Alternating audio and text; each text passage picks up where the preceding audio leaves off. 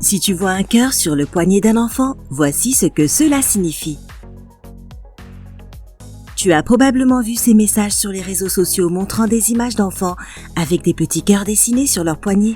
Et si ce n'est pas le cas, et que tu ne sais pas ce que cela signifie, prépare-toi pour une séquence émotion parce qu'il ne s'agit là pas seulement d'un gribouillis enfantin, c'est bien plus que ça. Mais avant de sortir les mouchoirs, n'oublie pas de t'abonner à notre chaîne et d'activer les notifications afin de ne manquer aucune de nos nouvelles vidéos. Tout a commencé avec un post simple, mais qui a fait fondre le cœur de l'écrivaine et blogueuse américaine Liz Petron. Elle gère son propre site web, lizpetron.com, où elle publie régulièrement des articles sur sa vie quotidienne en tant que mère de 4 enfants. Mais elle a vraiment fait parler d'elle lorsqu'elle a affiché une photo du petit poignet de son jeune fils avec un petit cœur dessiné dessus. Ce n'est pas cela qui a fait couler les larmes des gens, c'est la façon dont elle a parlé des combats de son fils Lucas contre une grande anxiété. Un jour, le garçon inquiet a fondu en larmes lorsqu'il est monté dans le bus scolaire. Et bien que Liz ait essayé de le réconforter de l'extérieur autant qu'elle le pouvait, cela n'a pas aidé. Le lendemain matin, elle a donc décidé d'offrir un cadeau à son fils pour qu'il se sente mieux. Elle lui a fait un bisou sur le poignet et lui a dessiné un cœur à ce même endroit. Elle l'a ensuite rassuré en lui disant que lorsque les choses deviennent trop difficiles et qu'il se sent vraiment triste ou inquiet, il peut simplement regarder son cœur sur son poignet et savoir qu'il est aimé et que tout ira bien. Elle l'a ensuite fait monter dans le bus scolaire et à sa grande surprise, le garçon ne s'est pas mis à pleurer. Et c'est parce qu'il était persuadé que son petit cœur le protégeait de ses peurs. Et ce n'est pas la seule chose que tu peux trouver sur le blog de Liz. Elle écrit aussi au sujet de son histoire personnelle et de ses problèmes de santé mentale, y compris la dépression postpartum. Petron croit vraiment qu'il est important de parler de ses problèmes même si tu te sens gêné ou mal à l'aise, parce qu'il y a toujours quelqu'un qui traverse exactement la même chose. Mais si nous nous débrouillons tous à notre façon, nous sommes tous dans le même bateau, n'est-ce pas? Une autre mère britannique, Louise Mallette, a eu une idée similaire qu'elle appelait le bouton de câlin pour son fils Max. Quand elle s'est aperçue un jour que son petit-fils était un peu dépassé émotionnellement, elle l'a réconforté à dessiner un cœur sur son poignet et un autre sur le sien. Ils ont alors décidé que si l'un d'entre eux appuyait sur le cœur, cela enverrait un câlin à l'autre. Selon Louise, le bouton de câlin a beaucoup aidé son fils dans les moments difficiles. Et une autre mère inspirante a trouvé sa propre façon de réconforter sa fille les jours de pluie qui rendaient la fillette particulièrement anxieuse. Elle a dessiné un cœur et un soleil brillant dans la paume de sa main et celle de sa fille et lui a dit qu'à chaque fois qu'elle se sent bouleversée, elle peut simplement regarder son dessin et savoir que sa maman a le même. Elle a dit que ce réconfort a immédiatement transformé les larmes de sa fille en sourires. Bien sûr, les méthodes proposées par Liz et Louise ne sont pas la solution à tous les problèmes, mais c'est quand même réconfortant de savoir que tu peux regarder ton poignet pour te rappeler qu'il y a quelqu'un dans ta vie qui t'aime et se soucie vraiment de toi. Les enfants, surtout à l'école, ont plus que jamais besoin de soutien émotionnel.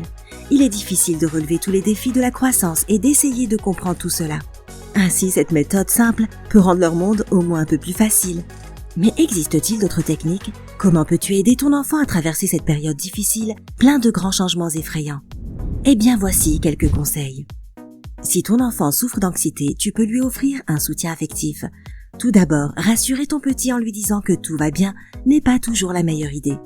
Lorsque tu es anxieux, tu veux désespérément croire qu'il n'y a rien à craindre, mais ton cerveau ne te laisse pas faire. Et il y a une explication scientifique à cela. Pendant ces périodes de stress élevé, la partie logique de ton cerveau est mise en attente à cause des produits chimiques libérés dans ton corps. Et c'est pourquoi la partie la plus émotionnelle chez toi prend le contrôle.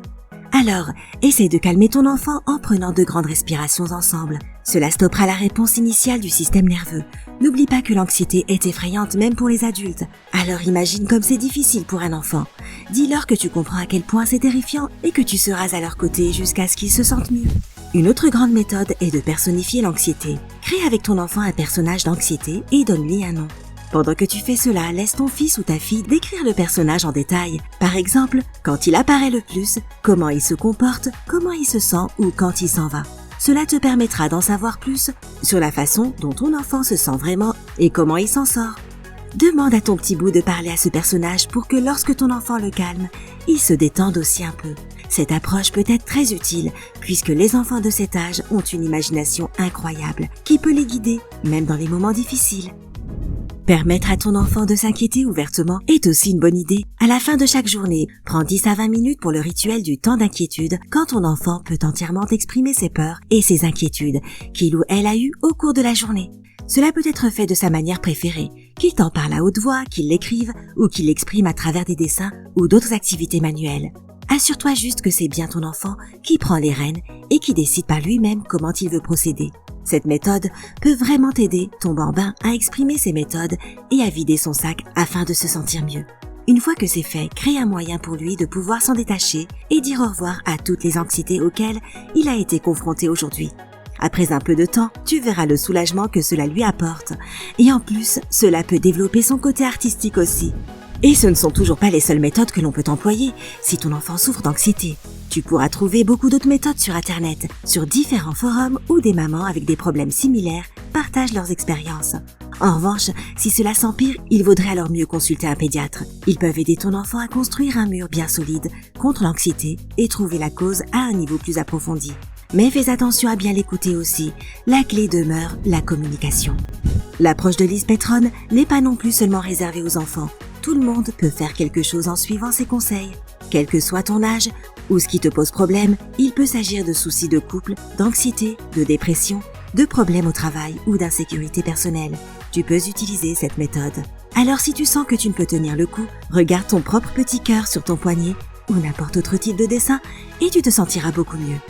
Souviens-toi, même si tu sens que tu ne peux pas y arriver tout seul, il y a toujours des endroits où tu peux trouver du soutien. Il y a toujours un moyen de voir les choses du côté positif et se rappeler à quel point le monde autour de toi est réellement magnifique. Et qui sait, peut-être que cette méthode fonctionnera parfaitement bien pour toi. Alors, que penses-tu de cette solution créative pour lutter contre l'anxiété? Raconte-nous dans les commentaires ci-dessous et n'oublie pas de t'abonner à Sympa pour rester informé de toutes les dernières mises à jour.